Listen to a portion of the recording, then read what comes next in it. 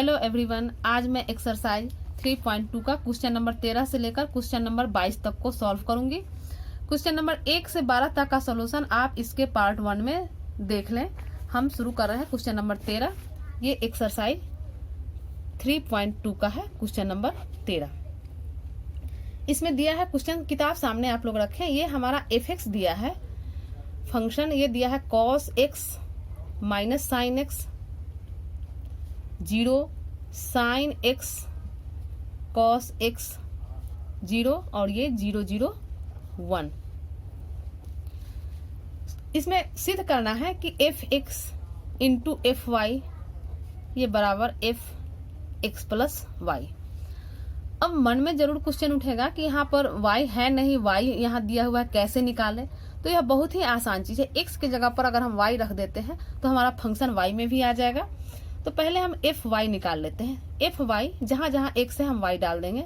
ये हमारा cos y minus sine y 0 साइन y cos y 0 और ये 0 0 1।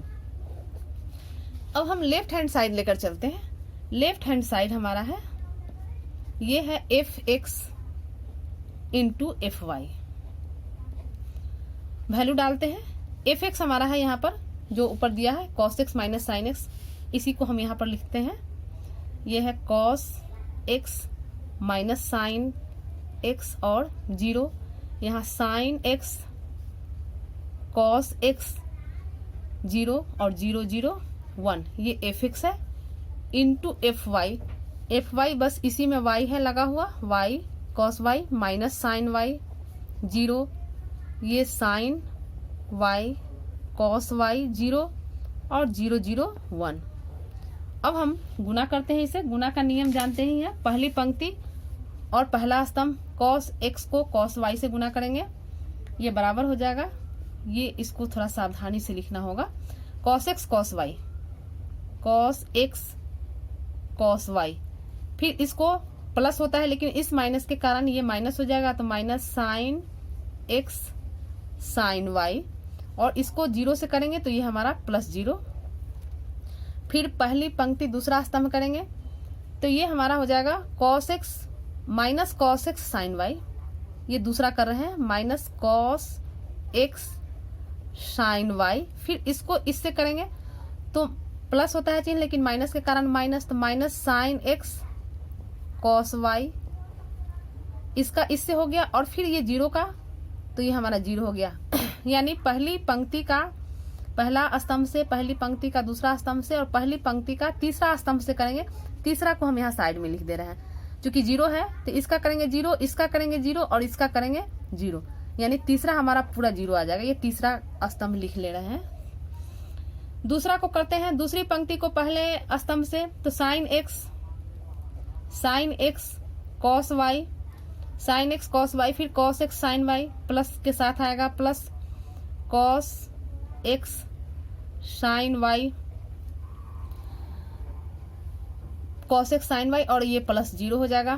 फिर इसका दूसरी पंक्ति से, दूसरी पंक्ति को दूसरे स्तंभ से, तो minus sine x sine y minus sine x sine y, फिर cos x cos y plus के साथ आएगा, plus cos x cos y, और ये तीसरा 0 को 1 से करेंगे तो ये हमारा 0 हो जाएगा।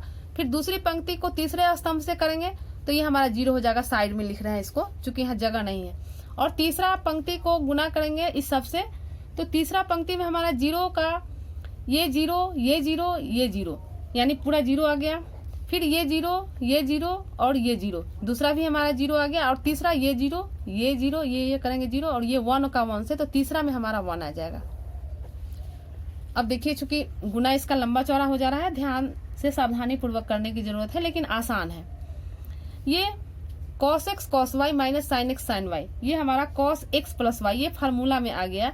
ये cos x प्लस y आ जाएगा। इसको हम cos x cos y minus sine x sine y, ये cos x प्लस y का फार्मूला हो गया। यहाँ minus cos x sine y minus sine x cos y। अगर इसमें से हम माइनस कॉमन निकाल लेते हैं, माइनस अगर कॉमन निकाल लेते हैं तो तब हमारा साइन ए cos b प्लस cos ए साइन b के फॉर्म में आ जाएगा। यानी इसको हम लिख सकते हैं साइन x प्लस y, और तीसरा हमारा स्तंभ जो है 0 था, फिर इसको करेंगे sign A cos B plus cos A sine B, तो ये हमारा हो जाएगा साइन ए प्लस बी यानी एक्स प्लस वाई। और यहाँ फिर यहाँ कॉस ए कॉस बी के फॉर्म में cos A cos B minus sign A sine B यानी कॉस एक्स प्लस वाई हो जाएगा। ये तीसरा स्तंभ हमारा 0 है, नीचे 0 0 1। अब देखिए यहाँ पर हम क्या देख रहे हैं, पहला चूंकि यहाँ x था फंक्शन में, तो यहाँ x है, यानी यहाँ x है तो यहाँ फंक्शन में x है, यहाँ y है तो फंक्शन में y है। तो इसको हम लिख सकते हैं, सबके एंगल में x प्लस वाई है, तो इसको हम लिख सकते हैं function of x plus y. और जहाँ 0 था, इसमें जहाँ 0 था वहाँ 0 है, और जहाँ 1 था वहाँ हमारा 1 है, तो सारा सेम है, इसलिए इसको हम लिख सकते हैं x प्लस वाई। और यही हमारा प्रूफ करना था, तो ये हमारा प्रूफ हो गया क्वेश्चन नंबर 13। क्वेश्चन 14 है, क्वेश्चन 14 हमारा है, किताब में देख लीजिए, ये दिखाना है क्वेश्चन 14, ये हमें दर्शाना है कि ये जो है बराबर 1 के नहीं है, यानी ये पहला क्वेश्चन है। मैट्रिक्स जो दिया है 5 -1 6 7 और ये 2 1 3 4 इज नॉट इक्वल टू 2 1 3 4 और ये 5 -1 और 6 -7। तो इसे दिखाना है तो पहले हम लेफ्ट हैंड साइड लेकर चले। लेफ्ट हैंड साइड आसान है, गुना करना है इसको, 5 -1 6 7 और ये हमारा 2 1 3 4 गुना करते हैं। अब हम लोग जान चुके हैं, डायरेक्ट करेंगे, 5 दूना 10, इसको यहाँ पर लिख देते हैं, लिखते हैं यहाँ पर 5 दूनी 10 हो जाएगा, 5 दूनी 10 और यहाँ पर -1 का 3 से यानी 10 -3। फिर इसको इससे करेंगे तो 5 इकाई 5 5 इकाई 5 और ये माइनस के साथ हो जाएगा 4 इकाई 4 यानी 5 -4 हो जाएगा। फिर 6 को 2 से करेंगे, 6 दूनी 12 प्लस 7 3 21 हो जाएगा। और ये फिर 6 को 1 से तो 6 इकाई 6 और 7 को 4 से 7 चौक 28। ये हमारा हो गया। इसको सॉल्व कर दें, 10 में से 3 गया 7, 5 में से 4 गया 1, 12 और 21 जोड़ेंगे 33 आ जाएगा और 28 और 6 जोड़ेंगे 34 आ जाएगा। इसको 1 मान लेते हैं, राइट हैंड साइड लेकर चलते हैं। राइट हैंड साइड हमारा है 2 1 3 4 5 -1 6 7। इसको भी गुना कर देते हैं, उसी तरह गुना करेंगे, ये हमारा हो जाएगा 5 दूनी 10 प्लस 6 इकाई 6, फिर 2 इकाई 2 यानी -2 हो जाएगा और प्लस 7 हो जाएगा। फिर 3 5 15 और 4 6 24 प्लस के साथ, 3 इकाई 3 माइनस के साथ 3 हो जाएगा और प्लस 4 7 28। सॉल्व करते हैं इसको, 10 6 16 और 7 में से 2 गया 5, ये 15 और 24 यानी 5 4 9 और 2 1 3 39, 28 में से 3 गया 25। ये इसको 2 मान लेते हैं। 1 और 2 से हम क्या देख रहे हैं, 1 जो आया वह 2 नहीं है। यहाँ क्वेश्चन देखिए, क्वेश्चन सेम है, इसी का उल्टा यहाँ पर है, लेकिन गुना जब हम करते हैं तो यह मान जो है अलग अलग आ रहा है। तो हम 1 और 2 से क्या प्राप्त करते हैं, 1 और 2 से हमारा प्राप्त होता है लेफ्ट हैंड साइड जो है यह राइट हैंड साइड के बराबर नहीं है। तो यही हम साबित करना था। 14 का क्वेश्चन 2 भी इसी तरह निकालना है। इसको आप लोग 2 को भी इसी तरह, 14 के 2 को आप लोग इसी तरह पहले की तरह सॉल्व कर लें, सेम है इसीलिए इसको छोड़ रहे हैं। अब क्वेश्चन 15 को देखें, किताब सामने रखिए।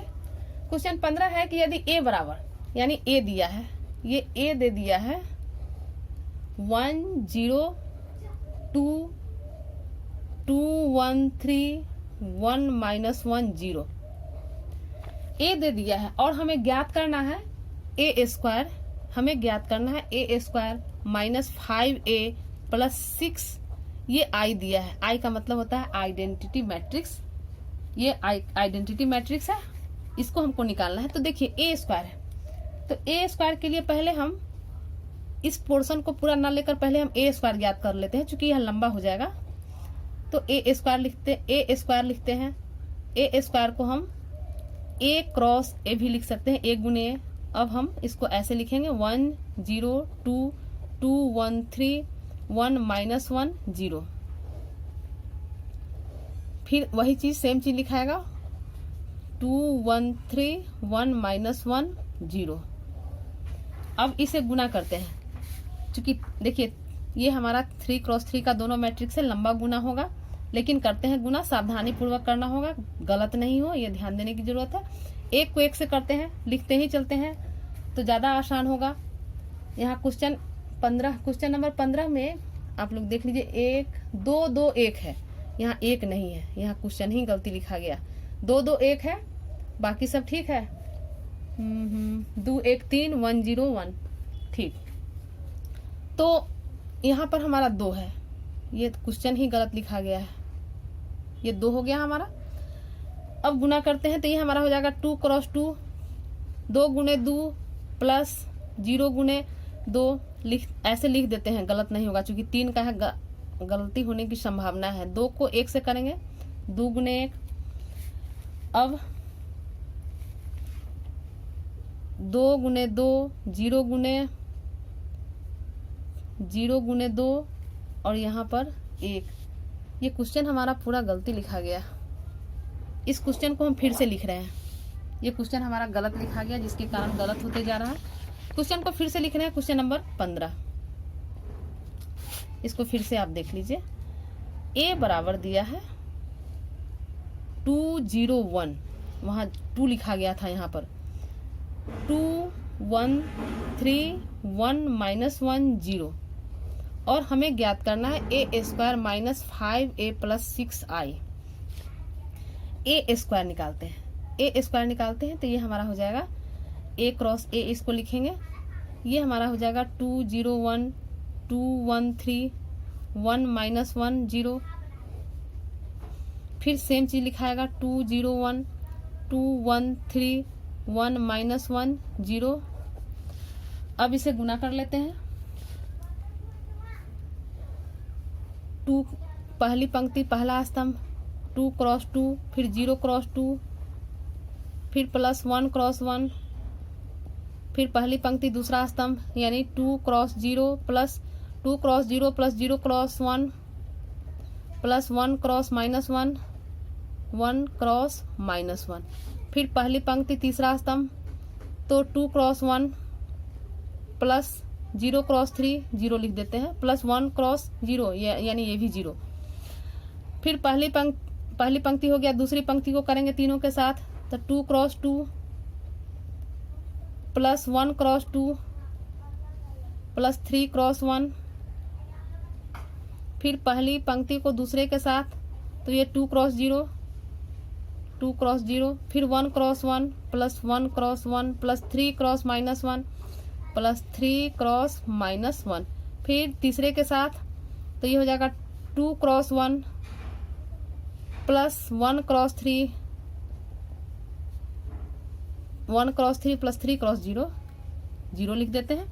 और तीसरी पंक्ति को पहले स्तंभ से, तो फिर 1 क्रॉस 2 सावधानी पूर्वक करना होता है, नहीं तो गुना इसका गलती होने की संभावना रहती है, बड़ा है ये 1 क्रॉस 2 हो गया, प्लस फिर -1 क्रॉस 2 फिर 0 क्रॉस 1 फिर दूसरी पंक्ति के साथ पहली पंक्ति को दूसरे स्तंभ के साथ, तीसरी पंक्ति को दूसरे स्तंभ के साथ, तो 1 क्रॉस 0 प्लस -1 क्रॉस 1 और फिर ये 0 क्रॉस -1। फिर तीसरे के साथ तो 1 क्रॉस 1 -1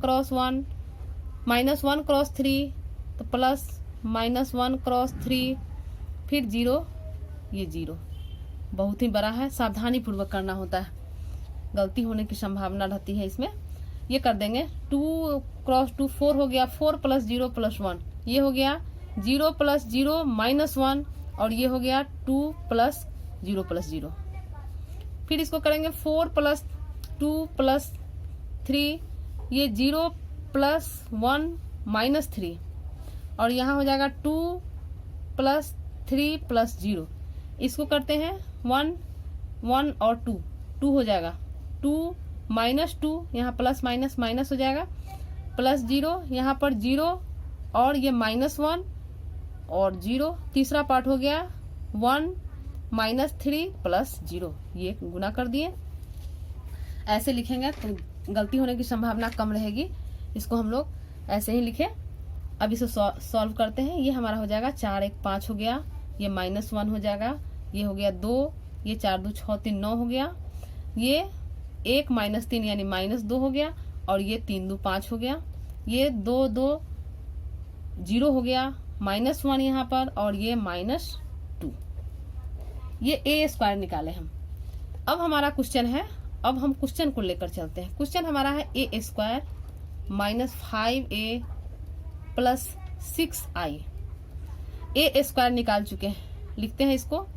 5 -1 2 9 -2 5 0 -1 -2 प्लस -5 है, 5 लिखेंगे। ए हमारा ऊपर दिया हुआ है क्वेश्चन में 2 0 1 2 1 3 1 -1 0 प्लस 6i प्लस 6, और चूंकि यह 3x3 कोटि का है तो हम जो है आइडेंटिटी मैट्रिक्स उसी तरह का लेंगे 1 0 0 0 1 0 0 0 1। अब इसे सॉल्व करेंगे, क्वेश्चन 15 को सॉल्व करेंगे। तो ये हमारा, इसको सॉल्व करते हैं आगे। ये बराबर हो जाएगा, पहले गुना कर लेते हैं तब सॉल्व करेंगे।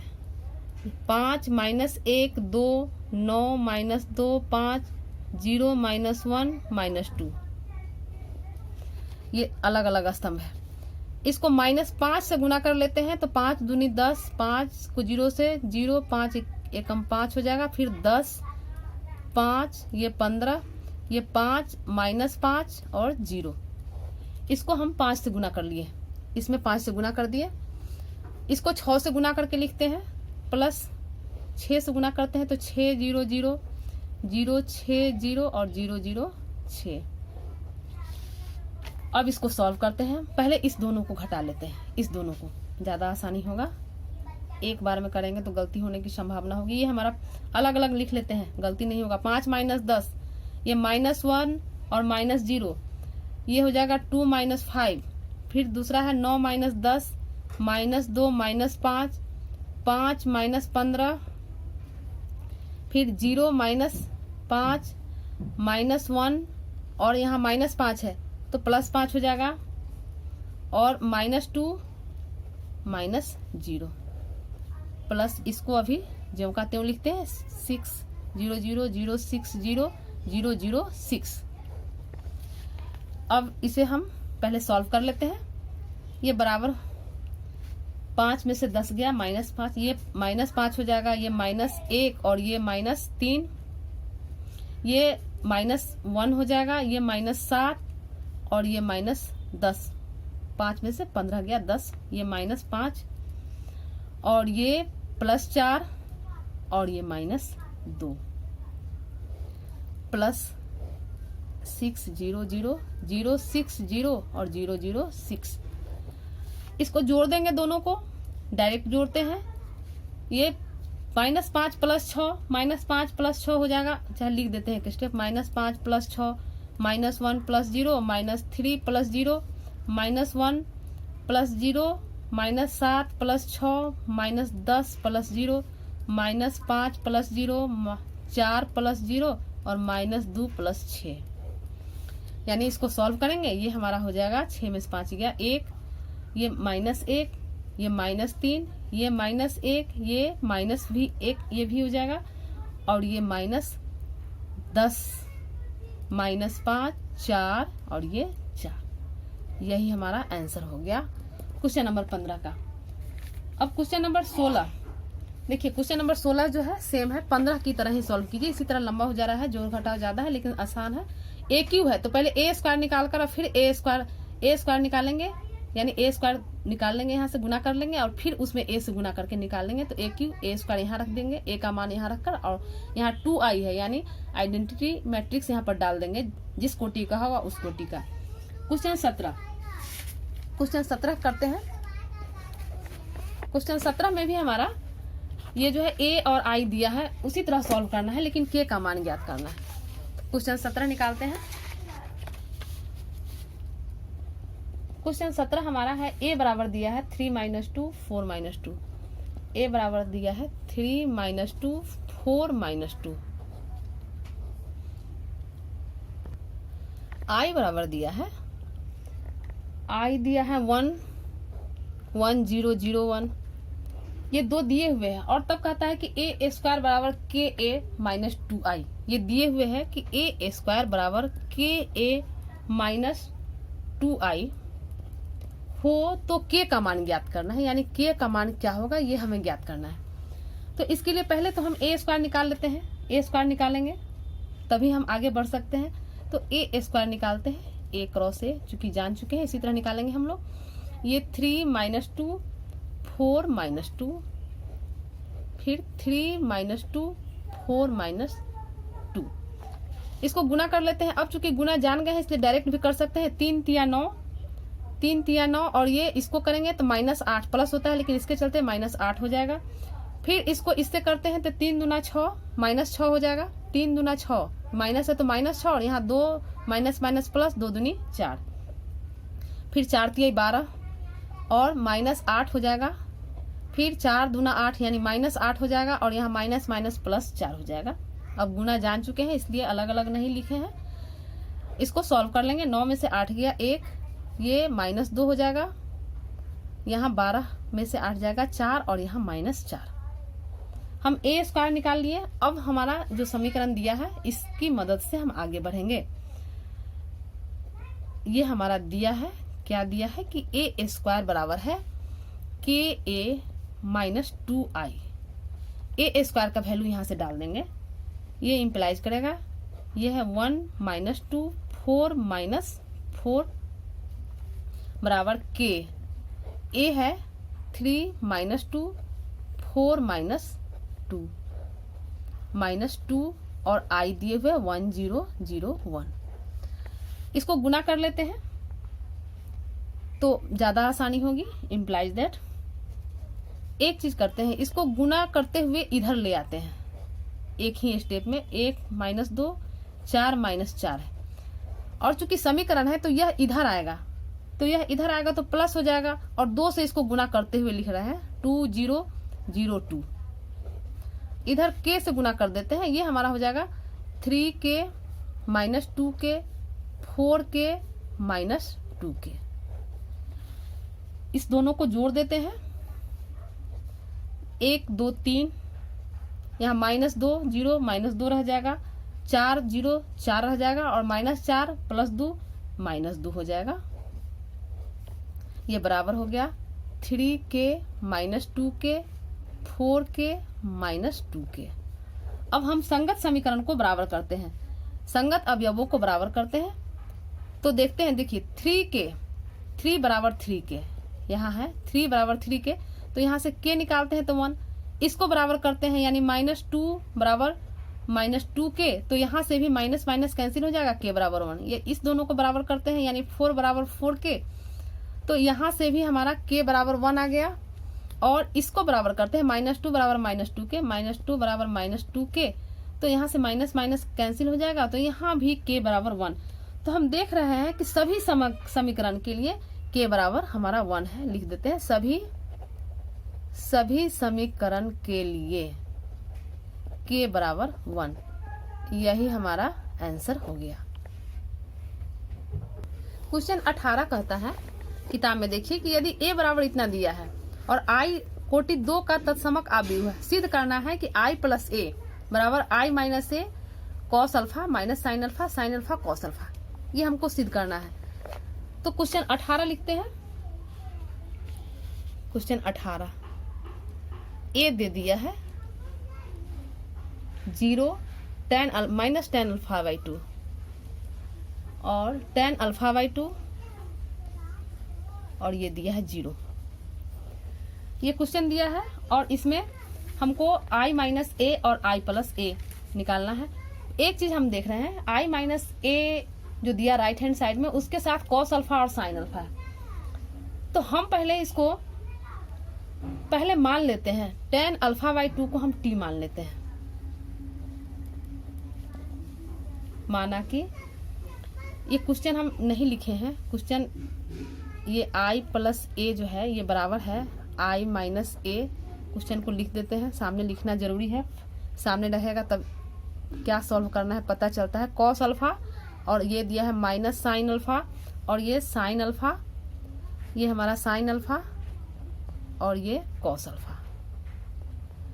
ये हमारा सॉल्व करना है, इतना बराबर इतना सॉल्व करना है। हम मान लेते हैं, माना कि tan अल्फा बाई 2 को मान लेते हैं t।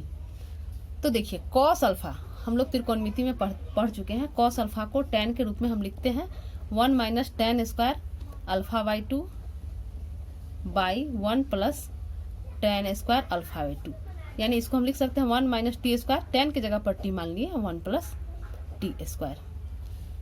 इसी तरह साइन अल्फा को लिखेंगे, साइन अल्फा को tan के रूप में, तो हम जानते हैं ये होता है 2 tan अल्फा बाई 2 बटा 1 plus tan square alpha by 2।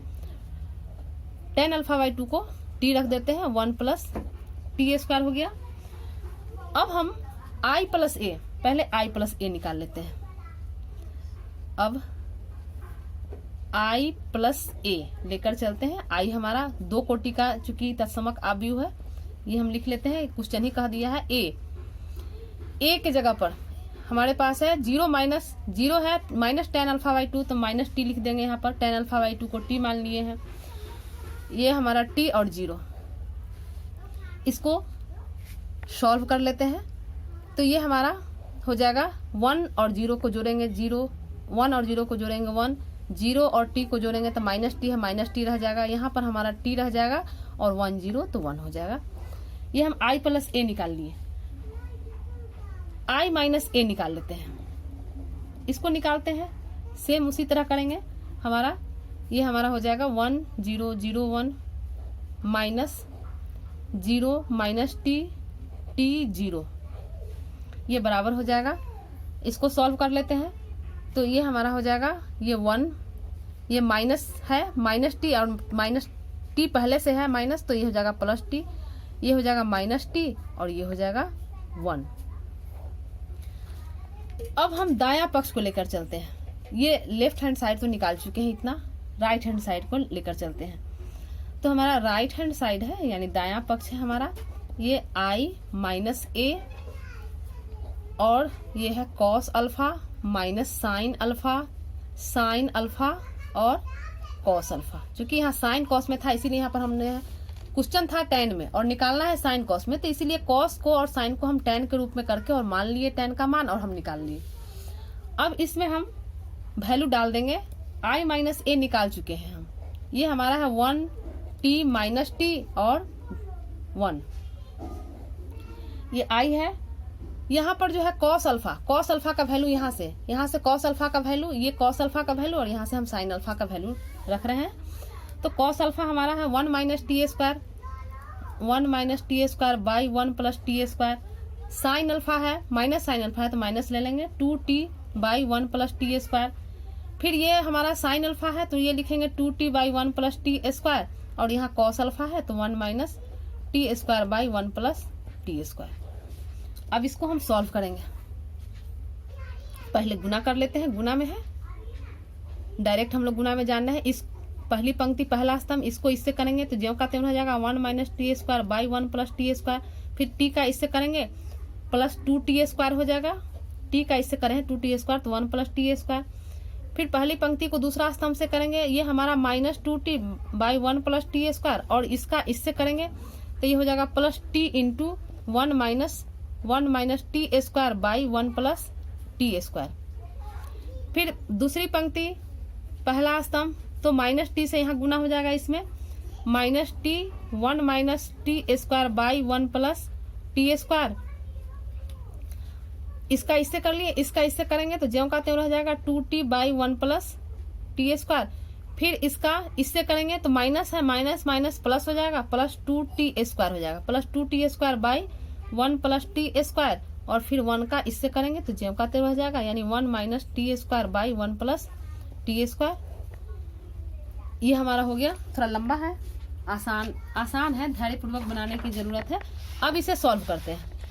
इसको सॉल्व करते हैं तो ये हमारा हो जाएगा बराबर, ये दोनों का टी स्क्वायर है, दोनों का लघुत्तम हमारा टी स्क्वायर हो जाएगा, 1 प्लस टी स्क्वायर, ऊपर वाला ज्यों का त्यों हो जाएगा 1 minus T square plus 2t square.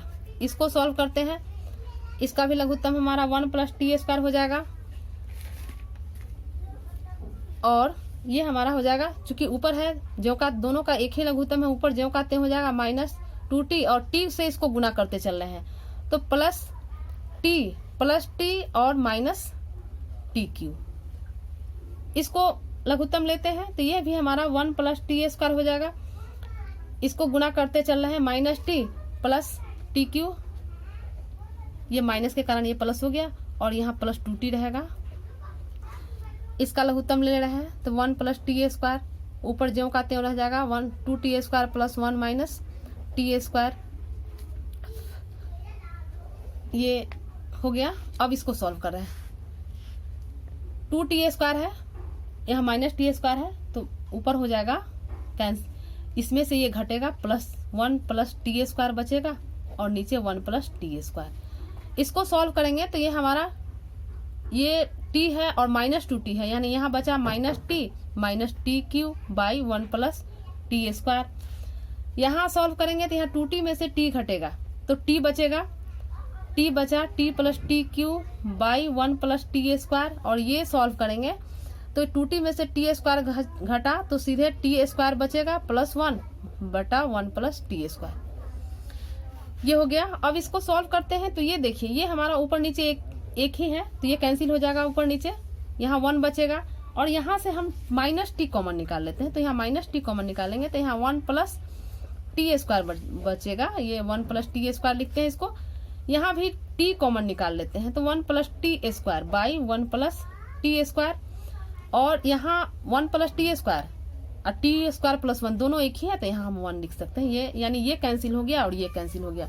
यहाँ भी हमारा ये पोर्शन, इसको ऐसे कर देते हैं, ये कैंसिल हो गया, ये कैंसिल हो गया, यहाँ भी ये और ये कैंसिल हो गया, ये कैंसिल हो गया, यानी हमारा आंसर बचा 1 माइनस टी और t1।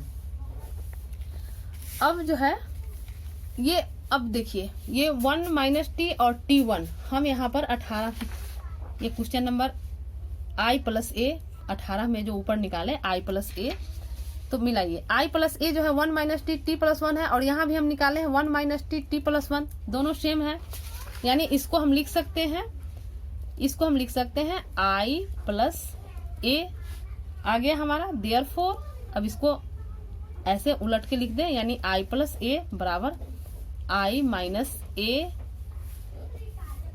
Cos alpha minus sine alpha और साइन अल्फा कॉस अल्फा। चूंकि हम ये लेकर चले थे, ये लाए हैं, तो इसको हम सीधा करके लिख दिए, यही हमको प्रूफ करना था, प्रूव्ड हो गया। तो क्वेश्चन नंबर 18 हो गया। अब क्वेश्चन नंबर 19, क्वेश्चन नंबर 19 जो है थोड़ा लंबा क्वेश्चन है, किताब से पहले इसको देख लीजिए। ये क्वेश्चन 19 है, लैंग्वेज में दिया है, भाषा के रूप में दिया है, इसे हमें मैट्रिक्स के फॉर्म में करना है। कहता है किसी व्यापार संघ के पास 30,000 रुपए का कोष है, जिसे 2 भिन्न भिन्न प्रकार के बांडों में निवेशित करना है। 30,000 हमारा मतलब कुल है। प्रथम बांड पर 5% और द्वितीय बांड पर कह रहा है 7% वार्षिक ब्याज प्राप्त होता है। आप व्युह गुणन के प्रयोग द्वारा यह निर्धारित कीजिए कि 30,000 रुपयों के कोष को 2 प्रकार के बांडों में निवेश करने के लिए किस प्रकार बांटे, जिससे व्यापार संघ को प्राप्त कुल वार्षिक ब्याज, यानी पहला क्वेश्चन में दिया है कि 1800 रुपया प्राप्त हो और दूसरा में दिया है 2000 प्राप्त हो। तो इसमें से एक निकाल देना है 1800 का, एक बन जाएगा तो सेम दूसरा उसी पर बन जाएगा, क्योंकि 30,000 रुपया को बांटना है। क्वेश्चन नंबर ये 19 है, लिखते हैं कि चूंकि 30,000 रुपये, तो 30,000 रुपये के कोष को, किताब सामने रखिए, किताब में ही कह रहा है कि 2 भागों में बांटना है, कोष को 2 भागों में बांटना है, हम वही शब्द को लिख रहे हैं। तो 2 भागों में बांटना है, हम तो जान नहीं रहे किस किस भाग में बांटे, तो मान लेते हैं कि पहला भाग x है, लिखेंगे माना कि पहला भाग बराबर है x। तो जो पहला भाग x हो गया, इसलिए हमारा दूसरा भाग हो जाएगा 30,000 रुपया कुल है, तो x का x रुपया इसमें से घटा देंगे, तो ये हमारा दूसरा भाग हो जाएगा। अब इसे आव्यूह में लिखते हैं। आव्यूह में समझने के लिए लाइन लिख रहे हैं, ये जरूरत नहीं है लिखने पर, हम लिख रहे हैं कि आव्यूह में लिखने पर कैसे लिखते हैं। मान लेते हैं कि ये हमारा a है, तो ये पहला भाग x हो गया, तो दूसरा भाग हमारा हो गया 30,000 माइनस x। अब दर कह रहा है, किताब में दर देखिए, दर कह रहा है प्रथम बांड पर 5%। ये कह रहा है प्रथम बांड पर 5%। 5% यानी 5/100, यानी इसको हम लिख सकते हैं 0.05। दूसरे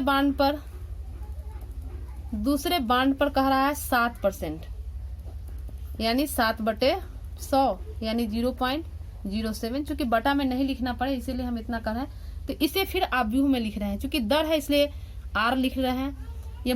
ये हमारा मूलधन था इसलिए a लिखे थे, तो इसको हम ऐसे लिख रहे हैं 0.05 और यहाँ 0.07। अब कह रहा है, क्योंकि क्वेश्चन ही कह रहा है कि आव्यूह गुणन के प्रयोग द्वारा, तो हमारा कुल ब्याज, ये हमारा a इतना हो गया, r इतना हो गया, कुल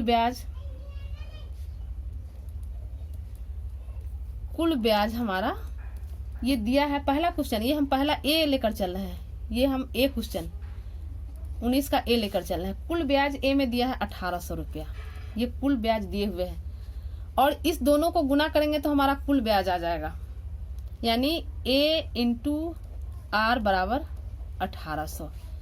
a दे दिया है, इसको लिखते हैं x 30,000 माइनस x, और r है यहाँ पर 0.05 और 0.07, ये हमारा है 1800।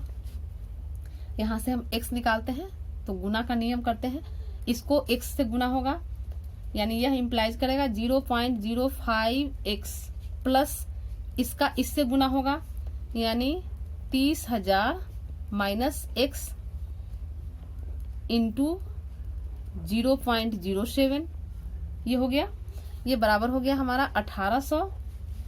अब इसको गुना करते हैं, ये हमारा, ये तो अकेले है, ज्यों का त्यों हो जाएगा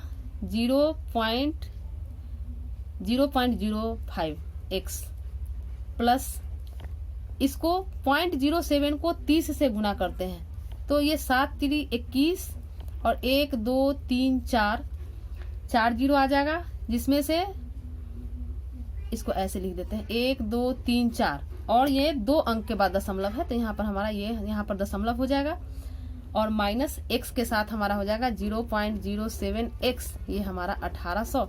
यहाँ से हम x का मान प्राप्त करेंगे, तो ये हो जाएगा। अब देखिए ये और ये सेम है, हम घटा सकते हैं, तो ये हमारा माइनस हो जाएगा, माइनस 0.05 में से 0.07 घटाएंगे तो माइनस 0.02x आएगा, और इस 2100 यहाँ दशमलव के बाद 2 जीरो है छोड़ देंगे, 1800, इसको इधर लाएंगे माइनस 2100, ये इम्प्लाइज करेगा माइनस 0.02x बराबर, ये घटाएंगे 1800 में से 2100 जाएगा, यानी माइनस 300 आएगा। माइनस से माइनस खत्म हो गया, यहाँ से हम x निकालेंगे तो ये हमारा हो जाएगा 300 बटा 0.02, पॉइंट हटाएंगे तो पॉइंट के ये चूंकि नीचे है तो ऊपर आ जाएगा, ये यहाँ पर 1 और 2 अंक है, तो यहाँ पर हमारा 2 जीरो हो जाएगा, बटा 2 हो जाएगा, ये कटेगा 2 से ये 50 बार में कट जाएगा, और ये दोनों को गुना करेंगे तो 5 3 15, यानी 15,000 आ जाएगा। इसलिए ये पहला भाग हमारा हो गया, पहला भाग हो गया x है, यानी 15,000, और दूसरा भाग भी हमारा, दूसरा भाग है 30,000 में से x घटा, x का वैल्यू 15,000 है, तो ये भी हम घटाएंगे 15,000, यही हमारा आंसर हो गया। तो ये क्वेश्चन 19 हो गया। अब क्वेश्चन 20, इसका क्वेश्चन 19 का बी सेम बनेगा, आप लोग बना लेंगे इसे। क्वेश्चन 20 है, किताब में देखिए, कहता है कि किसी स्कूल की पुस्तकों की दुकान में 10 दर्जन रसायन विज्ञान, 8 दर्जन भौतिक विज्ञान तथा 10 दर्जन अर्थशास्त्र की पुस्तकें हैं। इन पुस्तकों का विक्रय मूल्य क्रमशः 80, 60 और 40 प्रति पुस्तक है। तो आव्यूह बीजगणित के प्रयोग द्वारा ज्ञात कीजिए कि सभी पुस्तकों को बेचने से दुकान की कुल कितनी धनराशि प्राप्त होगी। इसे आव्यूह में पहले लिखना है और तब बनाना है। पहले लिख लेते हैं रसायन विज्ञान की कुल पुस्तक कितना है उसको लिखे। ये हमारा रसायन विज्ञान दिया है। रसायन विज्ञान का दिया है 10 दर्जन। 10 दर्जन यानी 10 गुने 12 यानी 120 पुस्तक रसायन विज्ञान का हो गया। भौतिक विज्ञान, भौतिक विज्ञान है, भौतिक विज्ञान का दिया है 8 दर्जन यानी 8, ये 8 दर्जन दिया है। दर्जन को बदल लेंगे, 12 गुने 8 यानी ये हमारा हो जाएगा 96 पुस्तक। अर्थशास्त्र, अर्थशास्त्र का दिया है 10 दर्जन, तो ये भी हमारा 10 गुने 12 120 पुस्तक ये हो गया। अब इसे आव्यूह में लिख लेते हैं। मान लेते हैं कि ये हमारा एक कोई मैट्रिक्स है, तो इसको हम लिख लेंगे 120, उसके बाद है 96 और ये 120 आव्यूह के रूप में हम लिख लिए। अब किताब में दिया है क्वेश्चन में कि रसायन विज्ञान का विक्रय मूल्य, सबका विक्रय मूल्य अलग अलग दिया है, लिख लेते हैं। रसायन का विक्रय मूल्य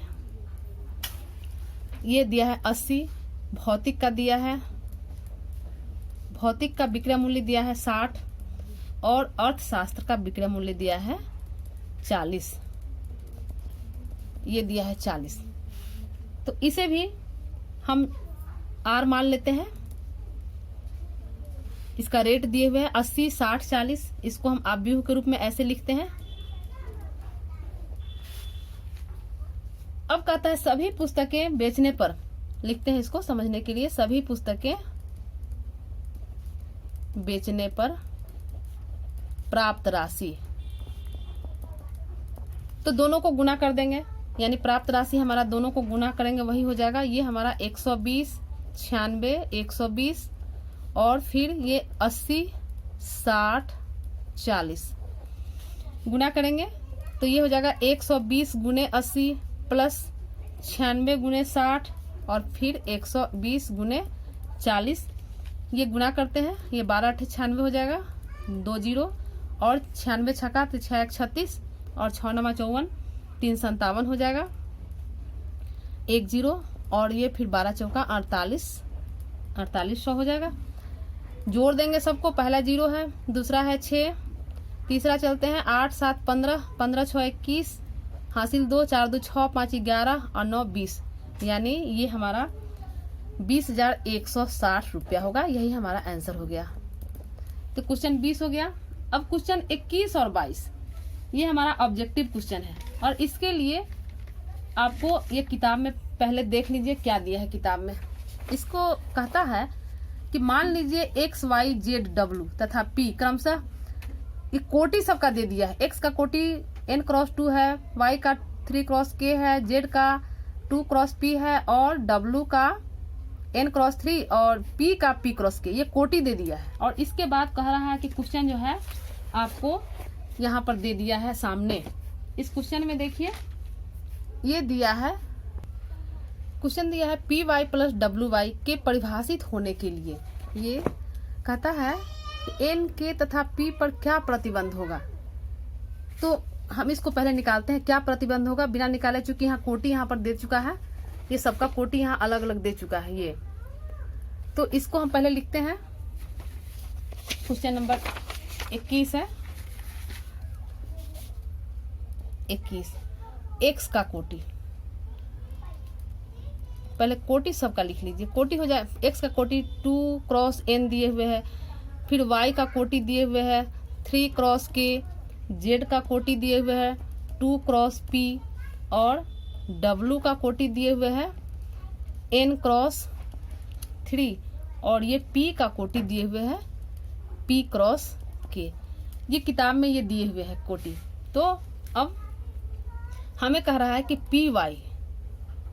P Y plus W Y को परिभाषित करने के लिए, तो पहले पी का कोटि देखते हैं। पी का कोटि, ये पी का कोटि है पी क्रॉस के यहाँ पर, और वाई का कोटि, तो वाई का कोटि है 3 क्रॉस के यहाँ पर, 3 क्रॉस के। तो पी वाई का गुणनफल, देखिए दोनों को गुना करेंगे पी वाई, तो यह गुणनफल तभी संभव होगा जब हमारा के का वैल्यू 3 होगा। क्योंकि हम लोग पीछे से जान चुके हैं गुणन के लिए कि पहले का स्तंभ और दूसरे का पंक्ति बराबर हो, यानी यहाँ जब 3 है, पंक्ति में यहाँ 3 है और यहाँ के है, तो के बराबर जब 3 होगा, इसको हम लिख देते हैं समझने के लिए कि पी वाई का गुणनफल तभी संभव है जब हमारा के बराबर 3 होगा। इसलिए कि पी में जो स्तंभ का संख्या होगा वह हमारा वाई में पंक्तियों की संख्या के बराबर होना चाहिए। हम लोग पढ़ चुके हैं गुणन के नियम से। तो अब हमारा पी वाई का कोटि जो है, पी वाई का कोटि हमारा पी क्रॉस के होगा, यानी पी क्रॉस 3, के का वैल्यू 3 लिए। इसी तरह पी वाई का निकाल लिए कोटि, डब्ल्यू वाई का निकालते हैं। तो डब्ल्यू वाई के लिए फिर हमको कोटि अलग अलग करना होगा समझने के लिए। तो डब्ल्यू की कोटि जो है ऊपर दे चुका है, ये क्वेश्चन में ही है, n क्रॉस 3 है, और y की कोटि है, ये y की कोटि है 3 क्रॉस k। यहाँ पर ये क्वेश्चन में दे दिया है 3 क्रॉस k, और w की कोटि n क्रॉस 3। यहाँ से हम लिखें तो डब्ल्यू वाई की कोटि हो जाएगा, देखिए n क्रॉस 3 क्रॉस k, यानी n क्रॉस k इसका हो जाएगा, और k हम ऊपर 3 ले लिए हैं, तो यह जो है हमारा n क्रॉस 3 हो जाएगा। तो अब जो है पी वाई हमारे पास क्वेश्चन है, ये P Y plus W Y, तो इसका योग तभी संभव है जब दोनों का कोटि समान हो, अर्थात लिखेंगे कि यह तभी संभव है जब दोनों का कोटि समान हो। क्योंकि देखिए हम लोग पीछे पढ़ चुके हैं योग का, जब भी हम लोग जोड़ते हैं तो उसका कोटि समान हो, यानी जी अगर 2 क्रॉस 2 का मैट्रिक्स है तो दूसरा भी हमारा 2 क्रॉस 2 का होगा, तभी हम जोड़ पाएंगे। तो यहाँ ये इस दोनों को हम लोग तभी जोड़ पाएंगे जब दोनों का कोटि समान होगा। तो दोनों का कोटि समान हो, अर्थात इसको हम लिख सकते हैं, इसका कोटि निकाले हैं p क्रॉस 3, तो p क्रॉस 3, और यहाँ है ये हमारा n क्रॉस 3, ये p क्रॉस 3 और यहाँ n क्रॉस 3, दोनों का कोटि है, यानी दोनों समान होगा तभी जोड़ पाएंगे। तो यह इम्प्लाइज करेगा कि p बराबर हमारा n। तो यहाँ जो हमारा शर्त हुआ, दोनों शर्त कि p बराबर हमारा यहाँ n हो गया, और दूसरा p बराबर n जो है ऑप्शन में हमारा, देख लीजिए ऑप्शन हमारा कहाँ है, पहला ऑप्शन ए में हमारा k बराबर 3, दोनों शर्त लागू होना चाहिए, p बराबर n भी और एक जो हम k बराबर 3, यानी k बराबर 3 और p बराबर n, ये दोनों शर्त हमारा लागू हो रहा है ऑप्शन ए में, इसलिए ये आंसर हमारा ए है। अब क्वेश्चन 22 देखिए, क्वेश्चन 22 है, ये है, कहता है कि यदि n बराबर p तो अवयव 7x माइनस 5z की कोटि। अब इसका कोटि निकालना है, सेम उसी तरह बनाएंगे, लेकिन ये आसान है। x की कोटि है, चूंकि 7x माइनस 5z है, तो पहले x की कोटि लिखते हैं। x की कोटि है 2 क्रॉस n, ये क्वेश्चन में दिया हुआ है, और z की कोटि है 2 क्रॉस p, यहाँ से यहाँ दिया हुआ है, z की कोटि 2 क्रॉस p लिखें, x की कोटि 2 क्रॉस n लिखें। तो अब कह रहा है कि 7x माइनस 5z परिभाषित है, तो यह जो है परिभाषित होगा कब, यदि x और z एक ही कोटि का होगा तभी परिभाषित होगा, तभी हम इसको घटा पाएंगे। तो एक्स और जेड एक ही कोटि के हो। तो इसके लिए हमारा, चूंकि यहाँ देखिए, यहाँ दोनों का, ये दोनों का पंक्ति, पहले पंक्ति होता है तब स्तंभ होता है, तो दोनों में क्या देख रहे हैं कि दोनों का पंक्ति बराबर है। तो जब पंक्ति बराबर है तो दोनों का स्तंभ बराबर होगा, तभी जाकर यह संभव होगा। तो ये हमारा, यानी हमारा n बराबर p होगा, n बराबर p। और चूंकि n बराबर p होगा, और यहाँ पर हमारा ऑप्शन में देख लें, ऑप्शन में जो हमारा है 2 क्रॉस n है। यहाँ पर देख लीजिए, यहाँ पर ये 2 क्रॉस n है और यहाँ पर 2 क्रॉस p है। तो यह हमारा सेटिस्फाइड होगा 2 क्रॉस n। अब चूंकि मन में क्वेश्चन आ सकता है कि हम p क्रॉस 2 क्यों नहीं लिख सकते हैं, जैसे पहला ऑप्शन है p क्रॉस 2, तो चूंकि 2 पहले से ऑलरेडी दिया हुआ है, यानी पंक्ति हमारा 2 क्रॉस में ही है। तो यहाँ n बराबर p, तो यहाँ 2 क्रॉस n लिखे या 2 क्रॉस p लिखे, एक ही होगा। तो ये हमारा ऑप्शन है, ये ऑप्शन हमारा है b, यही हमारा आंसर हो गया। तो आज हमारा एक्सरसाइज 3.2 कंप्लीट हो गया पूरा। देख लीजिए आप लोग अच्छे से, और इसे अच्छे से समझिए, यहाँ कहीं कोई दिक्कत नहीं होगा। 2 क्रॉस लेने का मतलब है कि हाँ हमारा पंक्ति दोनों का 2 है, तो 2 ऑलरेडी रहेगा, और n चूंकि p है, n दोनों बराबर है, तो हम यहाँ n लिखे। तो यही हमारा आंसर हो गया। आप पूरा चैप्टर आसानी से कर लीजिए, कहीं कोई दिक्कत नहीं है। धन्यवाद।